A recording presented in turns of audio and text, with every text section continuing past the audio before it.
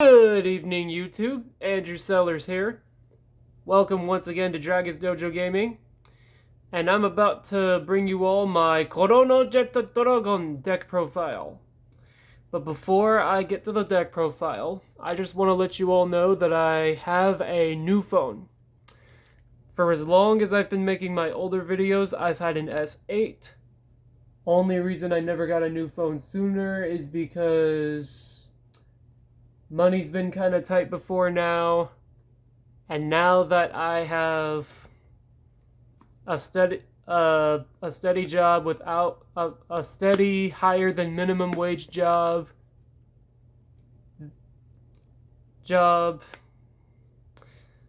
that's giving me steady hours and whatnot, I have gotten myself a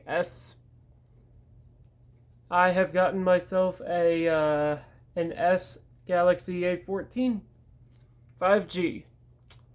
So from here on out, my videos are going to have much better quality. I am certainly very happy about that,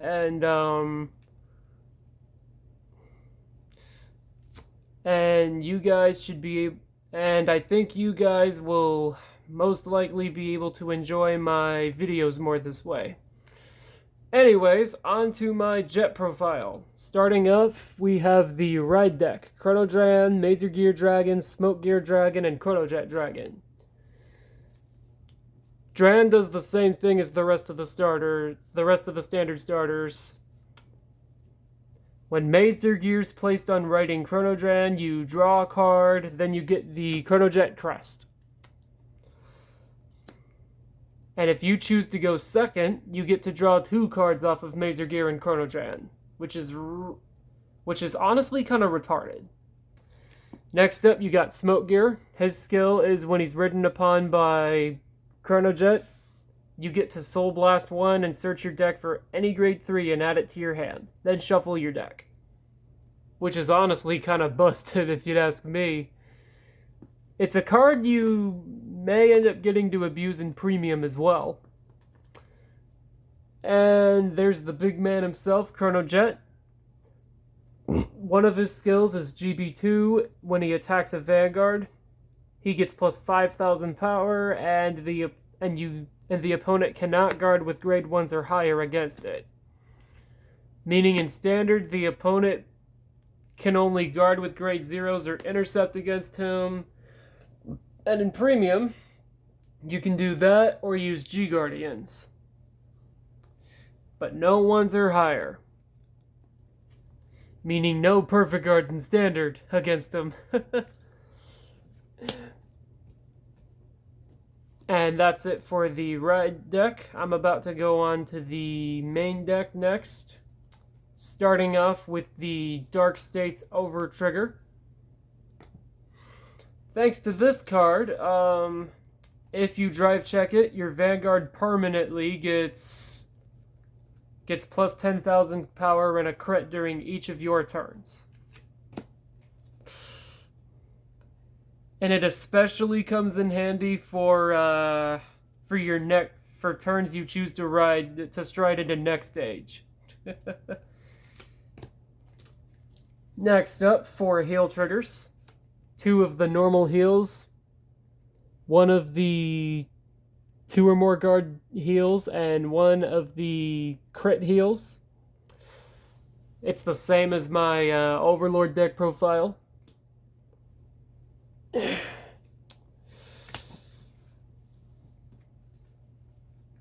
Next up, I run... Interestingly, I also run 2 fronts and a draw trigger. Eventually, when I get to it, I'm going to be taking out my draw trigger for a 3rd front. I see that most builds play like 3 or 4 draws, but personally, I think fronts are better in the deck than draws. Reason why is because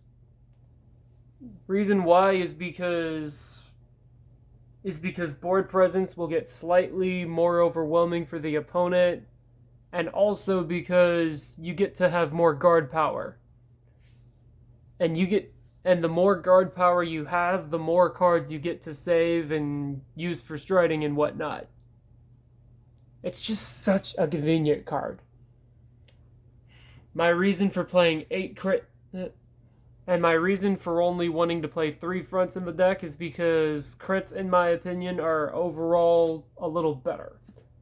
But fronts are still really nice. And I am about to get to the critical triggers in just a sec.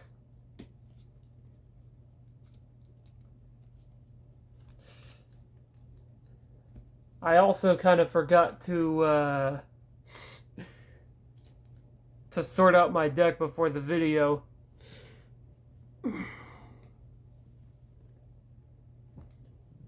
Eight critical triggers.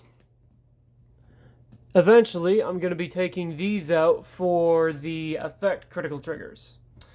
But I run 8 crit in the deck because, as nice as the fronts are, you get so much power from the crest and from Fate Rider that getting as much of those crits on your drive checks as possible will really help. Now for grade 1s.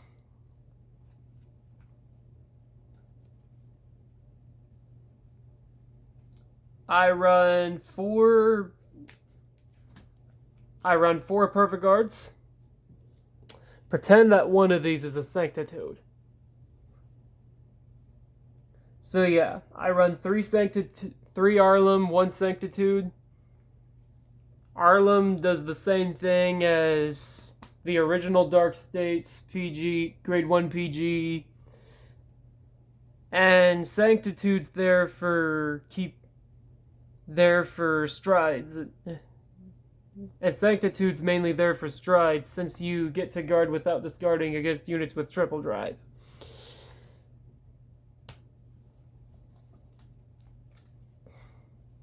Next up, I run... Where is it? 4 copies of Gunganram.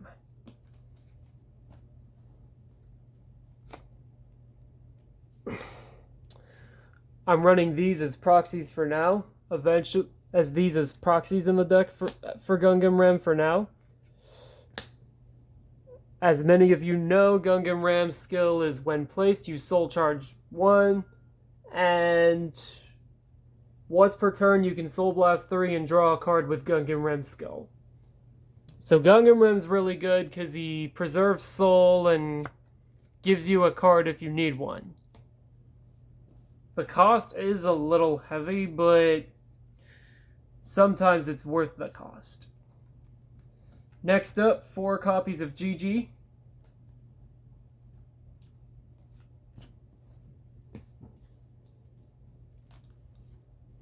When she's placed on rearguard, and if you have a Chronojet Vanguard, you Soul Blast 2 and draw a card. And if she's placed from deck, she gets plus 5,000 power for the rest of the turn. She honestly gives you so much hand. And she's the reason why you play soul charging cards in the deck. Next up, 4 copies of Steam Breath Dragon. He's extra stride fodder, and if you really need a Chronojet that you gotta fetch for next stage, and if you don't have Chronojet in hand, you can discard Steam Breath from your hand to either add Chronojet from your deck or your drop zone to your hand, which is really good. Now for grade 2s. 4 copies of the best grade 2 in the deck, Upstream Dragon. When he attacks a Vanguard, he gets plus 5,000 power, and after it attacks, he gets put on the bottom of the deck. Then you search for a grade 1 card, call it to a back row circle. It has to be while you're on GB1, but it's still a really good card. Next up, 4 copies of Ergondiel.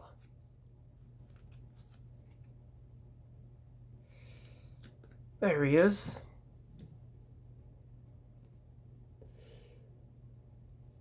So thanks to his skill, if he's placed on Guardian Circle, you Soul Blast 1.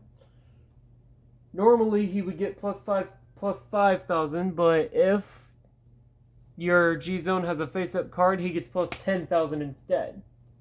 Meaning if you guard with him while you're at GB1, you're guarding for 15,000 power.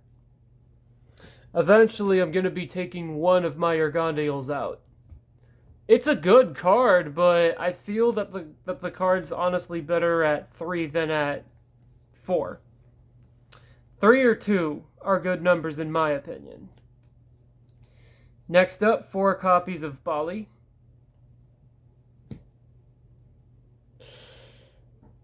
His skill is if he's discarded from a stride for striding, you get to draw a card.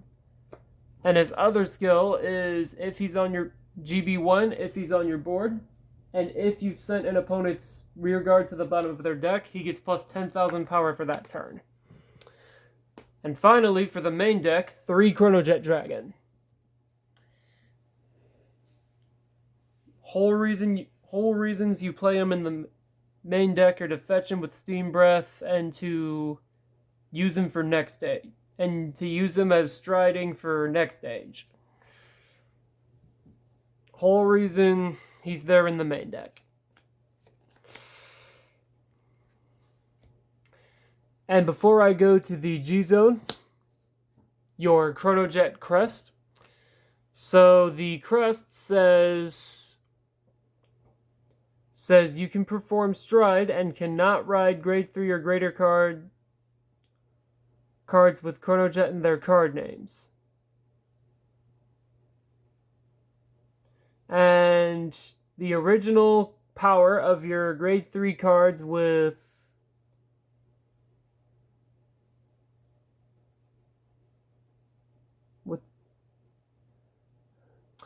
without Chronojet, my bad.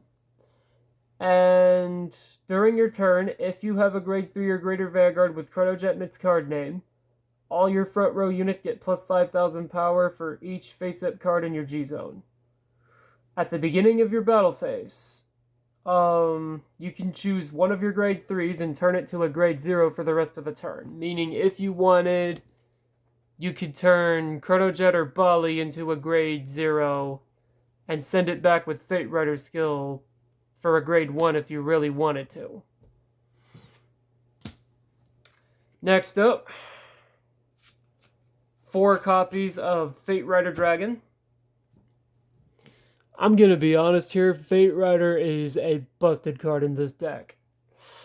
When he attacks, you get to Counterblast 1, choose one of your rearguard units and send it to the bottom of your deck, then call a unit from your deck whose grade level is 1 level higher. Then, after that, you choose one of your rearguards and give it plus 5,000 power for each face-up card in your G-Zone. Meaning if you have like 3 face-up cards in your G-Zone, you can choose one of your rearguards and give it plus 15,000 power if that were the case. And along with the crest, that makes an additional 30,000 power. Like, that is so insane. And finally, the rush card of the deck. Chrono Dragon Next Stage. Next Stage and Fate Rider are currently the only Dark Stage strides in the game. And probably the only ones you'll ever need for Jet for as long as Jet's viable. Jet will be viable in this format. And Next Stage says GB2, at the end of the battle he attacks, you Counterblast 1, put him in your stride deck, then restand your Vanguard, meaning you restand Chronojet. And you discard 2 cards from your hand to restand Jet. Meaning after he attacks, you get to have 1 more attack and 1 with the grade 1 or higher restrict effect. So despite how overpowered overpowered-ish and memey and meta-reliant the deck is. I think the deck is really fun. I've actually played Jet since it came out in G, so I'm kind of an OG Jet player.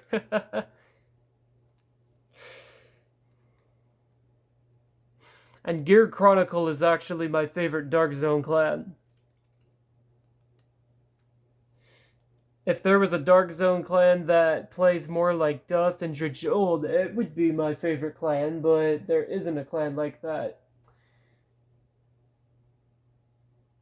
Anyways, thank you for watching, everyone. I hope you liked the video. Once again, please like and subscribe for more content. And have a good night, everyone. See you later.